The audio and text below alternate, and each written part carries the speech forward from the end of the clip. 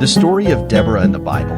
Deborah was a judge and prophetess of Israel, who led the people in war against the king of Canaan. She called the people to battle and prophesied their victory over a very large army. In Deborah's time, there was no king over Israel. The people were led by judges, influential people, used by God, who became political, spiritual, and military leaders. When God raised up Deborah, the Israelites had turned away from God and were being oppressed by Gideon, king of Canaan. Deborah was a prophetess and a wise woman. She would sit under a date palm tree and people would come to her to resolve their issues. Deborah's battle. One day, Deborah called a warrior named Barak and told him that God would give him victory over Gideon's army.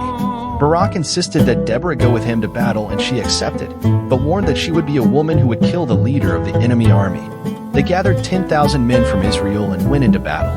Gideon's army was more powerful and had many chariots, which was a great advantage. But Deborah blessed Barak, and God defeated this great army. The Israelites killed all the enemy soldiers. The commander of Gideon's army, named Sisera, fled the battle and asked a woman named Jael for shelter. But while he slept in her tent, Jael drove a stake into his forehead with a hammer. When Barak arrived, Jael showed him his enemy dead. King Gideon never recovered from this defeat and ended up being destroyed. After the great victory, Deborah and Barak sang, thanking God and remembering the most important moments of the battle. Then there was peace for 40 years.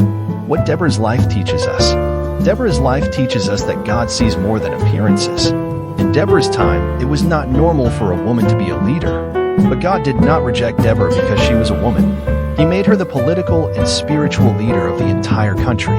No matter who you are, God can use you to do great things. Normally, whoever had military power was in charge. But Barak obeyed Deborah because he recognized that she was God's messenger.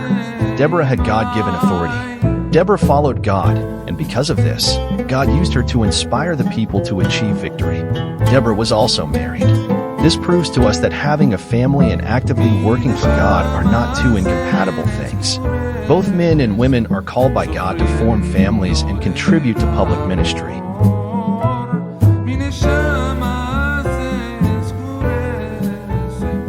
So